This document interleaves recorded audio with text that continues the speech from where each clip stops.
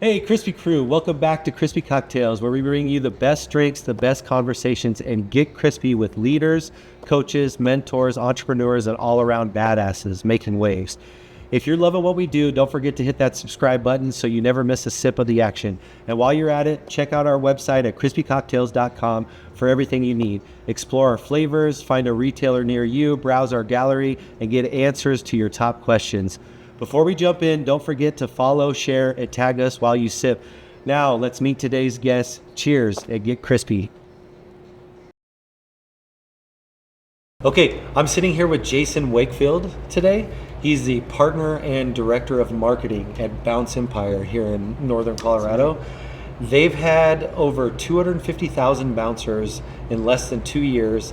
They've done over 2,000 birthday parties with all of their different party rooms. But you've been just around for, what you said, a year and a half? Yeah, and you've already started a good, successful business. And why don't you tell me a little bit about your story? Yeah, sure.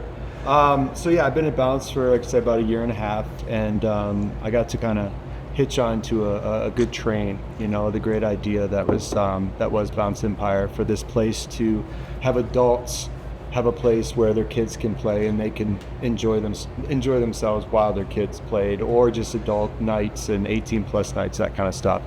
My personal story going back is, I started in TV. I started carrying a camera on my back and running between Detroit and Chicago in the Midwest and interviewing rock bands back in the day. And I produced my own TV show.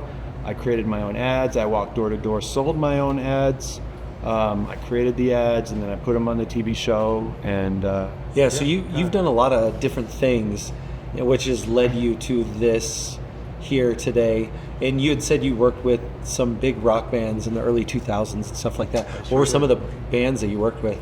I mean, a lot of the kids these days are like, wait, what? What are these? Yeah. But I'm like, they were huge. They were huge. Honestly, like Shinedown, I think they have won more number one Billboard hits than any other rock band out there. One of my good friends' band, Lee from Pop Evil. If you think about it, we've done, I interviewed Pharrell Williams from NERD way early on. So it's like we've done Three Doors Down and 3 Days Grace, and we did, if you think of a 2004, 2005 band, I probably interviewed them at that time frame. Okay, yeah. Cool. So you started off with rock stars and you got into it, and I know you've started multiple different businesses. What are some of the other businesses that you started? So one of the earlier ones where I actually, I thought that was pretty fun. I learned a lot about media production and how to deal with the media and get media for things. Was a company called Top10realestatedeals.com. We were a tiny little real estate site in northern Indiana. The founder that brought me in was from, and at the time, and literally we just made top 10 lists of homes, and we were trying to sell Florida condos. And we were like, how do we sell Florida condos as a site that has no traffic, no anything, no one knows who they are? So we just started making top 10 lists of like the top 10 most spectacular ski homes, the top 10 most spectacular this home, the top 10 most beach homes, right? All these just huge, significant homes. And it started getting picked up in the media. And by the end of it, I was interviewed on the Wall Street Journal podcast. We had People Magazine were linking to us regularly. All these major media outlets were just linking to us. And I think one of the secrets that we did was packaging that kind of list so that they could do it. But also we created a document that had all of our, we'd go out and do the legwork, right? We'd collect all of the photos. We'd write I actually had a comedy writer come in and who would write descriptions.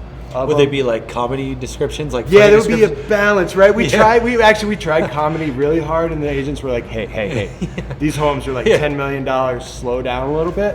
But so we balanced it out a little bit. We tried to make it fun. And then we'd package it all together for them, and then we'd put it in the weekly release, and then we'd send it to all the media, and then all they'd have to do is open it. All the work was done. The clearance from all the agents for photos, everything was done.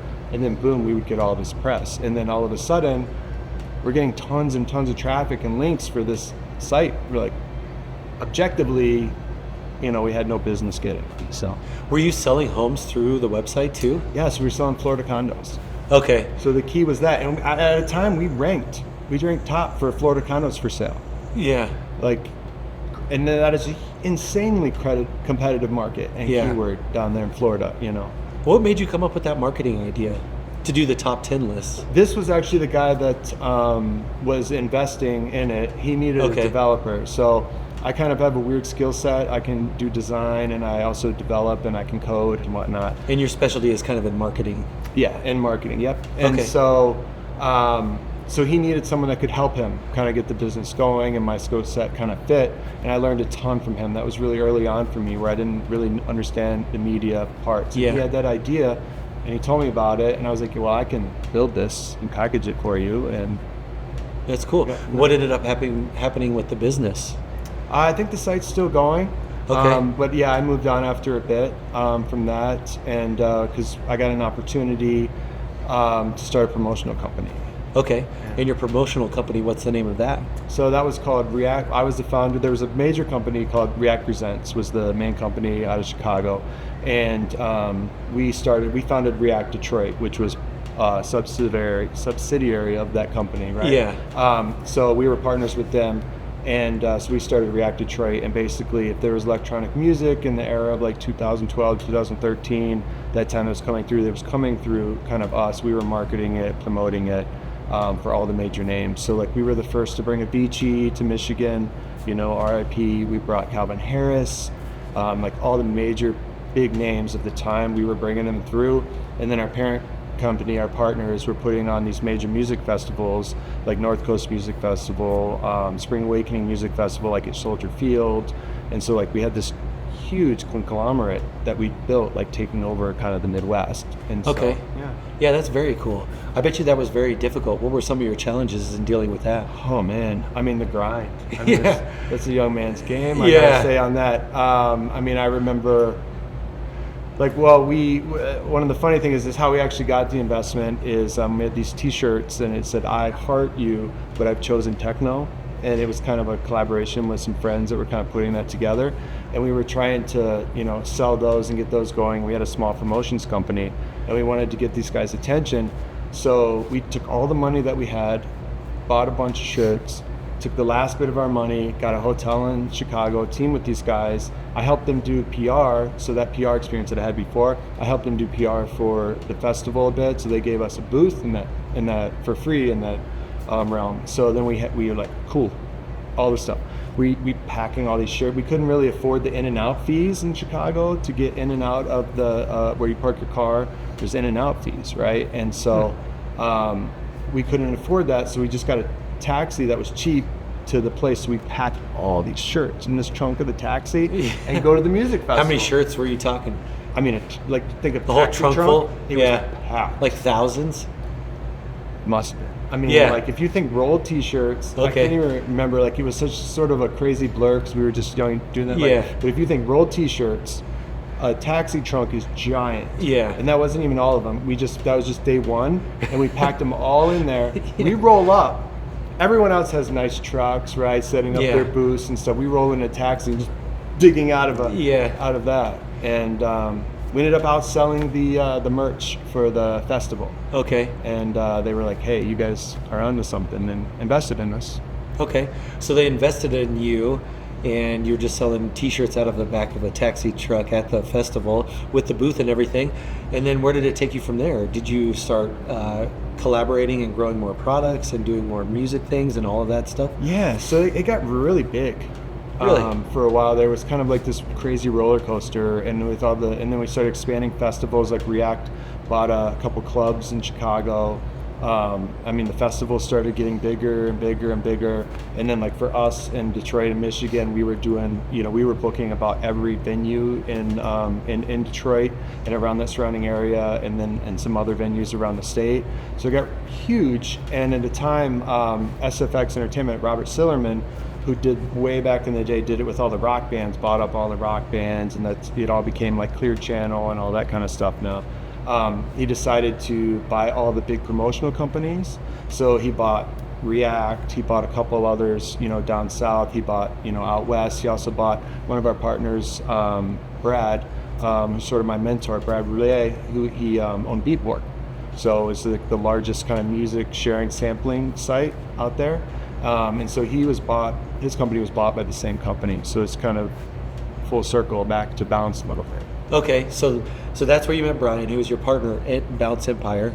So Brad, I'm sorry. Well, no, we hadn't met at that time officially. Okay. So this is like way early, early 2000s. We hadn't kind of met, Gotcha. but we were running tours because he owned Beta nightclub here as well. Okay. So we were running tours, Which is a huge nightclub. Yeah, here. it was the number one nightclub in the U.S. In Denver. I think in Yeah. like 2013, I think, and then it was like top 5 in the world or something. It was named for a while there. Also, he was in a touring with a group called Manufactured Superstars with him and his partner Sean. So he was doing a ton of things in the music industry, and we were kind of like, when we were over here, we were sending tours his way, right? So we'd have the Detroit stop, the Chicago stops, and Gotcha, he would have okay. the Beta stop here. So it was kind of like we didn't know each other, but we kind of did. Obviously, he was much larger in the world. Okay, so you're doing that out in Detroit, Michigan, and then so that company ended up getting bought out, and then you had a transition again. I did. So where did you go from there? I went to an advertising agency. Okay. I worked for a small firm in North Carolina in Chapel Hill. Okay, you've been all over the country. Yeah, well, I followed my wife. She is a time professor, Okay. so I get lucky, get to kind of go to these college towns now and university towns. It's kind of how we ended up here at DU. Denver University over in this area. That's correct. Okay. And so I was there, and I was the digital marketing director, but also because I could code, she ran a really heavy coding. They would basically website development. It was very heavy coding, not a whole lot of marketing. So I kind of built out a digital marketing department to where like I could code, but I also built landing pages, and I started building marketing and kind of expanding her business out, from there. Okay.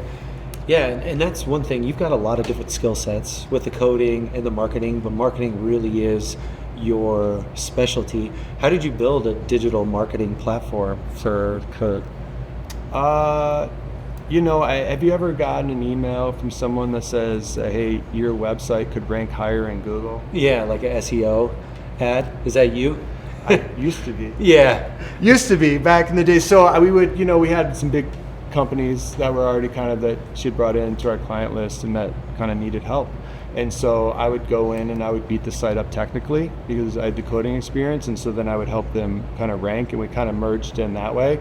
And then that turned into doing marketing automations, building, automation funnels and flows, which is kind of, super common nowadays. Yeah. Back then that was just kind of coming out.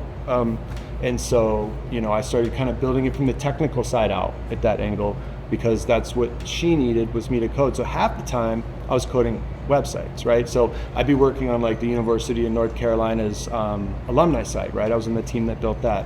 Or Duke University's entrepreneurship site, right? I was in the team that built that. And then the other half the time I was like, hey, let's get some marketing going, and let's, build out on these clients and see if we can get some technical stuff. Okay, very cool. That is still technical to me, even though it's still old technology and everything. And so then you had your wife, and then that brought you over here to DU and to Denver. And how did it all kind of link into getting back into with Bounce Empire and starting that business just a couple of years ago? Yeah, so when we got here, I started. I founded. I seem to be like a serial entrepreneur a little bit.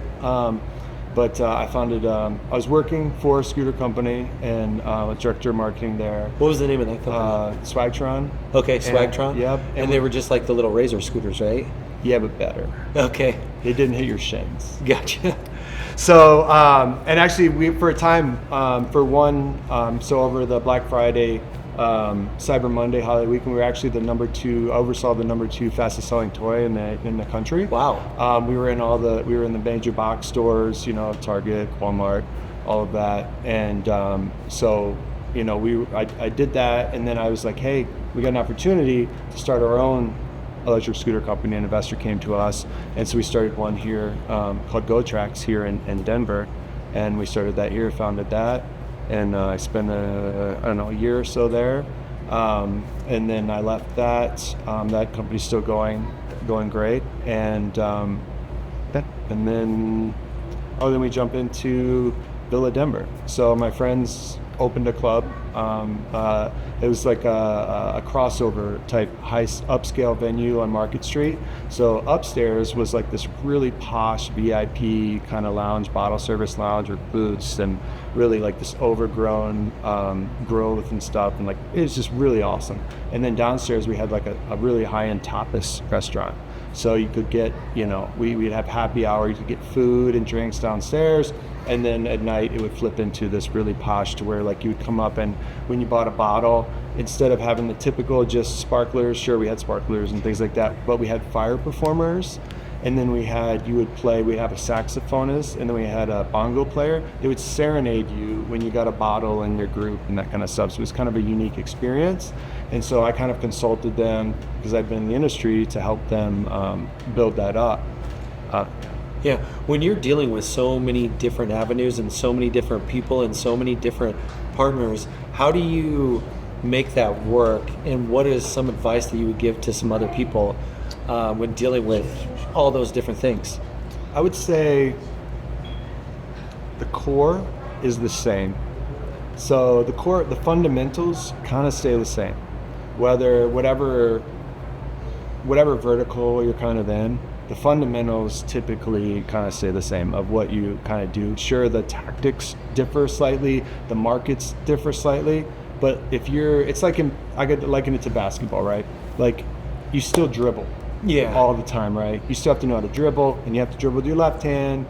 Right hand, obviously, everyone knows, but if you can't dribble with your left hand, if you can't play defense and get down guarding position, those kind of fundamentals, I think, are the same with marketing. And then it's just a matter of what scheme are you in, right? Like in the day, Phil Jackson with his famous triangle, right? With those guys and the offense, right? So what type of offense are you playing? Okay. I like the fundamental parts of that.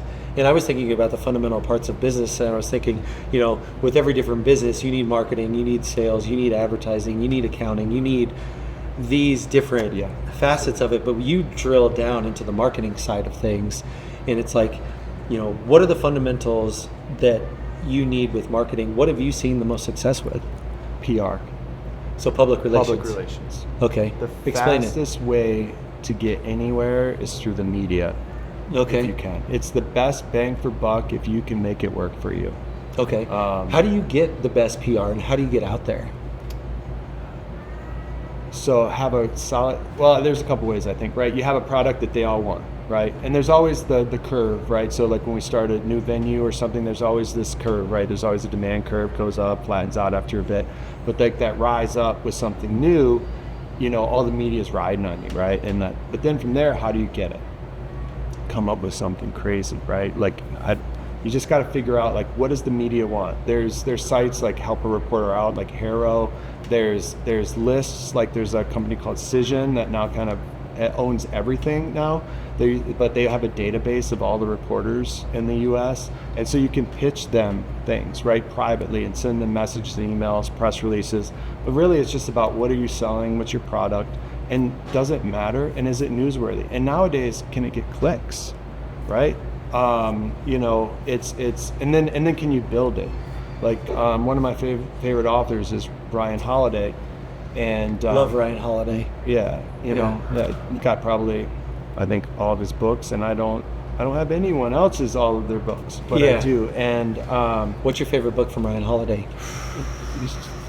I'd have to say, Stillness is the Key. Yeah, I think that that one resonates with me the most, because those are the most lessons that I think I needed to learn. Yeah, I haven't read that one. I have read Inner Excellence by Ryan Holiday. That one is one of my top 5 favorite books of all time. It's a very good book that helps you, master your mind and keep things into perspective when it comes to dealing with competitions or, working in business or just living your everyday life. So I think that reading definitely is a big part of it.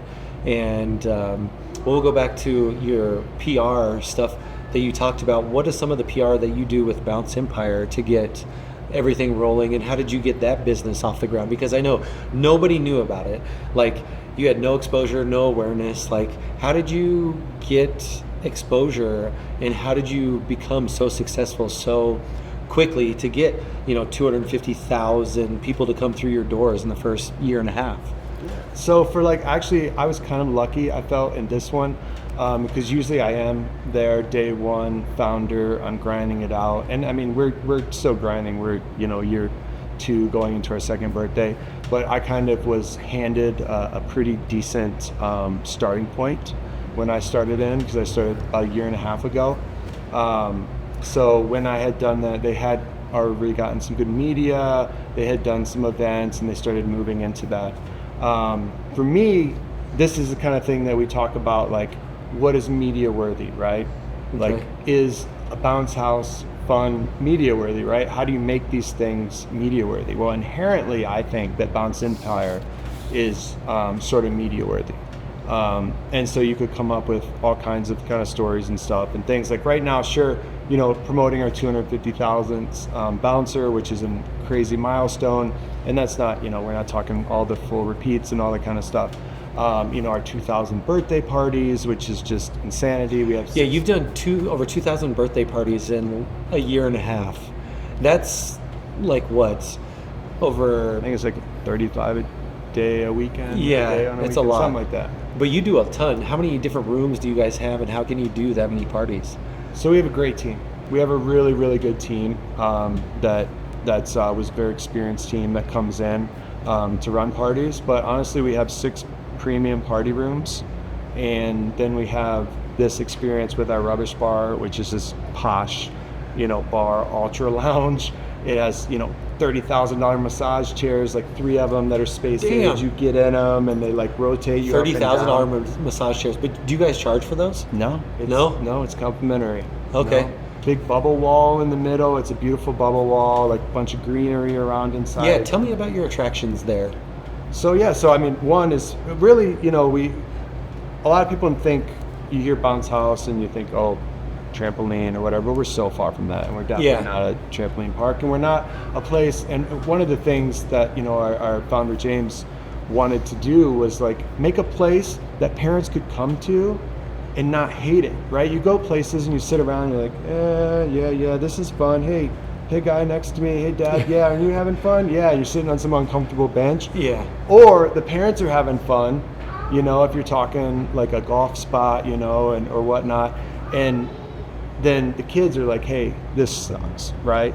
So we wanted a place for both, right? And then also we have 18 plus at night, so we have 18 plus after 10 p.m., 18 plus at nights.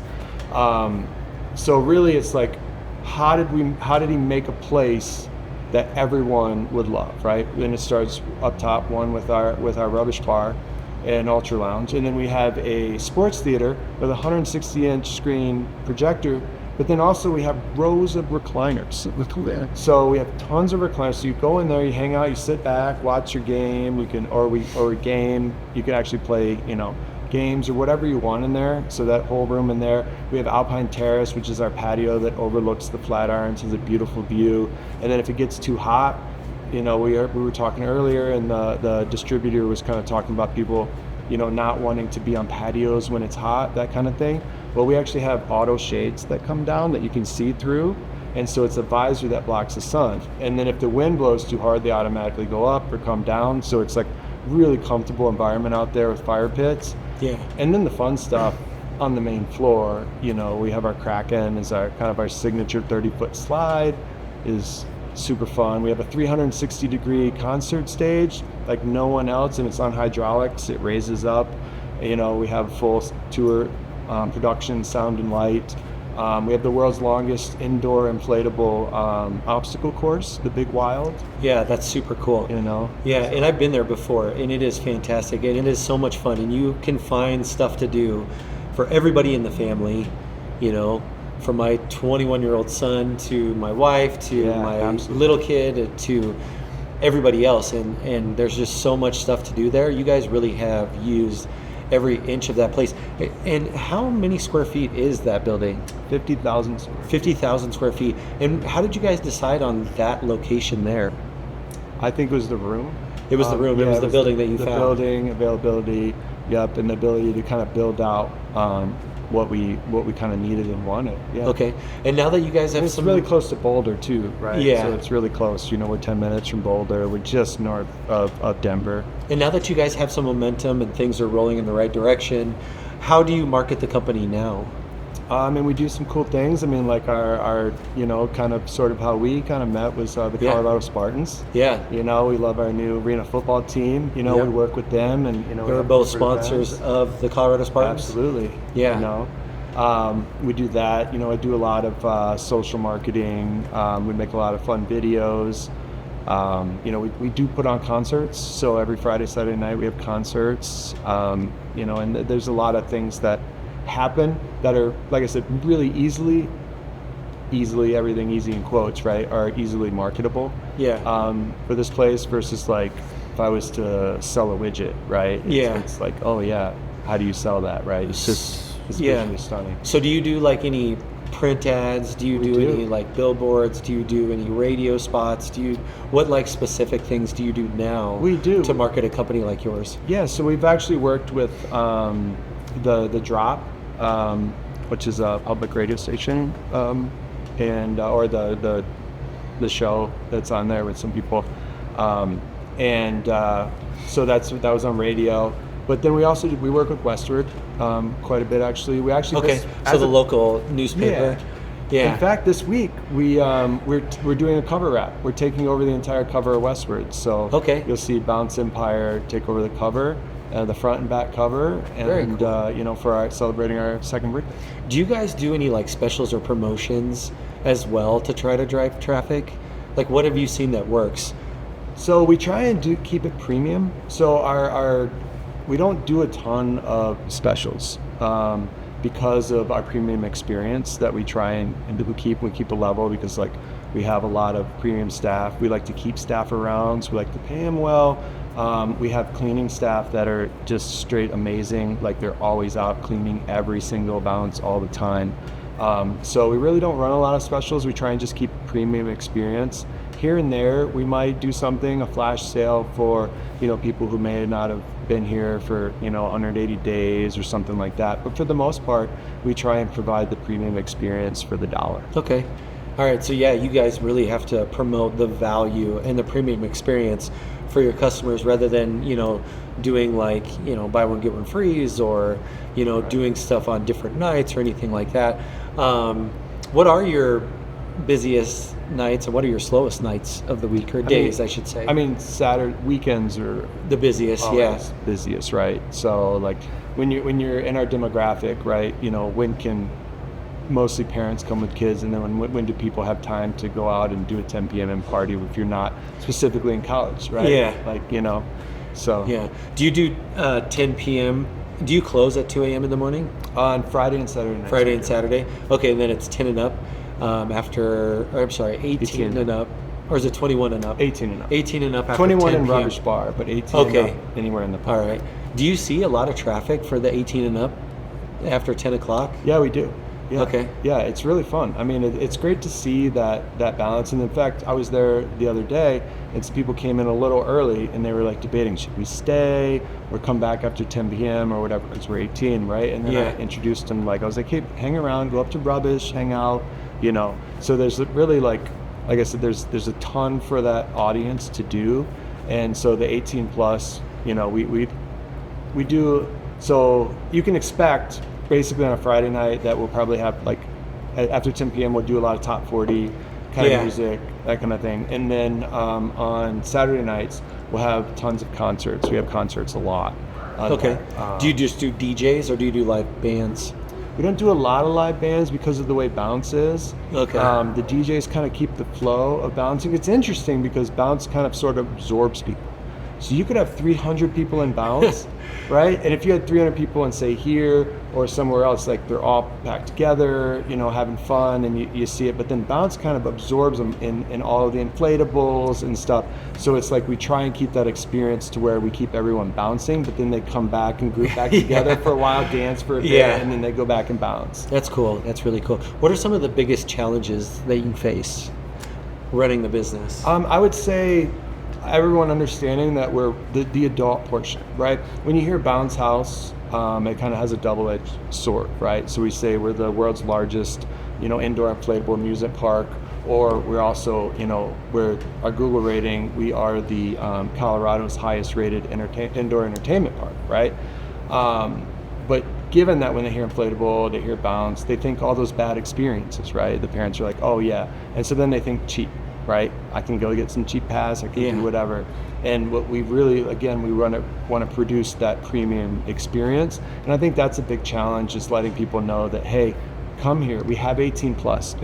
I promise as an adult, you're going to have fun, right? We have, and I didn't even mention our Bounce Bistro, right? We have our Bounce Farm Fresh Bounce Bistro. So we actually grow a bunch of our own, tomatoes and all that kind of stuff, our vegetables that come into, our Bounce Bistro. So it's fast casual food, but it's not terrible food, right? There's a lot of fresh ingredients, and it's not, we don't have like the added hormones and stuff like that. So it's like good food plus the premium experience at upstairs. Yeah. So I think that's the big challenge, but also not scaring off the parents and the kids who obviously are, a large part of our market. Right. Do you ever have any problems with, like, I know when people come in, they have to sign a waiver that they're responsible. You definitely don't want people to get hurt.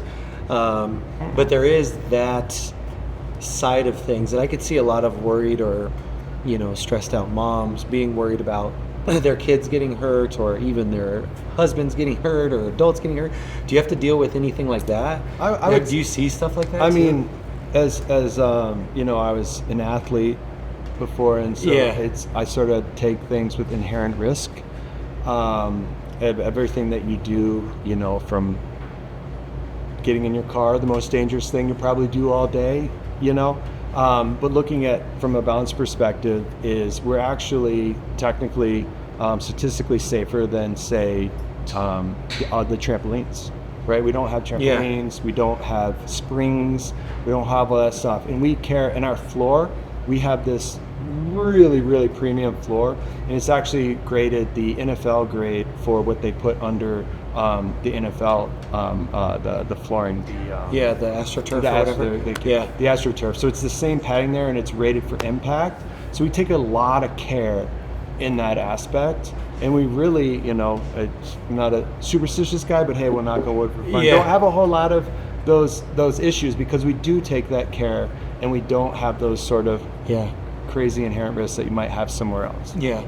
We're talking about the AstroTurf and the football. One thing that I love about your place the most, and I'm a sports guy too, is you've got a basketball court that's a bounce house that you can dunk on, or at least I could dunk on, and get up there. But it was super cool. So I'm in there playing basketball with my kids, having a good time. Then I go right next to it, and they have the baseball hit one where it shoots the ball up in the air and holds it there. And you can smack baseballs and hit them, right? Or not real baseballs, but the wiffle balls. And so you're hitting those balls. So you're playing basketball, then you go right over to baseball, then you roll around, and you got the football toss. And you've got, where you can throw it into each different hole, so you can play quarterback and throw some of those balls and challenge somebody in that. And then you go a little bit down, and then you've got the soccer dartboard, which is probably one of the most popular attractions that you have there, where you get to kick a Velcro soccer ball at the wall like it's darts. And you can freaking kick them hard at them, and it's a lot of fun. And then you get them stuck up there, then you can keep your points. And that, when I was there, everybody was there was a line for that soccer dart attraction, so that was super cool. So there's a lot of different sports that you can do there as well. And I think, and on that point, I think that of those sports, we have the mix of those sports, and we have sort of our wipeout style balls that we have everybody runs across that are fun. But on those sports, those are things that you can do, like back to our like adult premium kind of experience. Like if you say you have mobility issues, or you have something, you don't have to just bounce, right? You can sit and throw a football. You can sit and shoot those hoops. You can sit and watch everybody while you drink your beer in the freaking lounge, right? Exactly, because the rubbish bar overlooks the entire park, right? Or if you're in the massage chair, it has cameras that overlook. So if you're a mom or dad and you're like, hey, my kids are out there, and you're sitting in the massage chair, you can kind of see the park. Yeah. You know? I want to hit one of these $30,000 massage chairs. Got to. Big time. Yeah. The lounge is super nice. I love that. Being an entrepreneur, what's a few things that you wish you could go back and do differently in all of the stuff that you've been through? Oh, I know, I'm just kind of throw you a curveball there. Oh man. Write better contracts. Good. Write better contracts. And what do you mean by that? So you had to have gotten burned before. Yes. And I want to hear the story. Multiple times, but that's okay, because you kind of learn from it. At the time, it's painful when you put everything into something and it's kind of sort of ripped from you. Sort of kills the ego a little bit. It's bad. But I would say that being excited to get your sort of first investment funding, or excited to do something that someone's funding, whether it's just straight investment funding or someone is funding events for you or whatever, however they're kind of funding for you, to make sure that your contracts are more kind of ironclad on that. And that's something that they're always run this by your attorney. Well, when we started most companies, like I told you, we put every penny we had just to get to Chicago and print those shirts. And then we made enough money day one that we went and printed more shirts for day two. And reinvested back into the company. Right. And then, ended up getting that. And so those are the chances. Those are the things. So I think that would be where I would change. I don't know that I would change a lot, because a lot of these things happen the ways that they kind of happen, and it led you to this spot. Right. And I feel like the opportunities that have been there have been good, and I've met a lot of good people along the way too. Yeah, definitely. I make sure that I read through every contract that I ever get, one way or another, because it can be very scary, and you don't want to get tied into anything that you don't want to regret, and it definitely can bite you in the ass down the road. And that's where good things like Rocket Lawyer or nowadays. Yeah, exactly. So did you lose out on some pretty big deals because you didn't read through contracts earlier in your career? I think it wasn't read through, it was that the excitement of the opportunity kind of takes you over. And like I said, I think that there were also some scenarios, because I think that the other partners as well, I don't think, sure, they may have fared better in some manner, but I also think that it wasn't that because we didn't have an ironclad contract between us, that is the reason that something happened, for me. I think most of the partners I had tried to do their best, I will say that if you're a co-founder or a founder in an investment, don't ever let them put a 45-day clause in. What's a 45-day clause? So basically you could build it all the way up, and then in 45, they could give you 45-day notice if they decided that it's not working. The investor can kind of say later, and you could sell all the inventory in your warehouse in year one, and yet still have some issues. So but there's also you got to be careful who you're partners with and all of that. You've had so many different partners, and you're working with a partner now. What's some advice you would give to somebody else about working with a partner or choosing a partner? Be prepared to be married to that person. Okay, that's really good advice. I mean, because if it works, you're through the moon with them. Yeah. And at minimal, you're spending in a startup all day, every day with that person. Yeah. So prepare to be married to them and just get used to it. And know it. And know that you both have your flaws and understand what those are. And if you can't deal with those flaws in that person, you probably shouldn't accept that deal no matter how good it is. Yeah. Okay, that's really good advice. What's one piece of advice that you wish you would have gotten when you were starting in your business career that you know now? Shut up. Just shut up. Don't talk so much. Don't talk so much and listen more. Listen. Be in the room. Be the last one to speak in the room. Let others speak.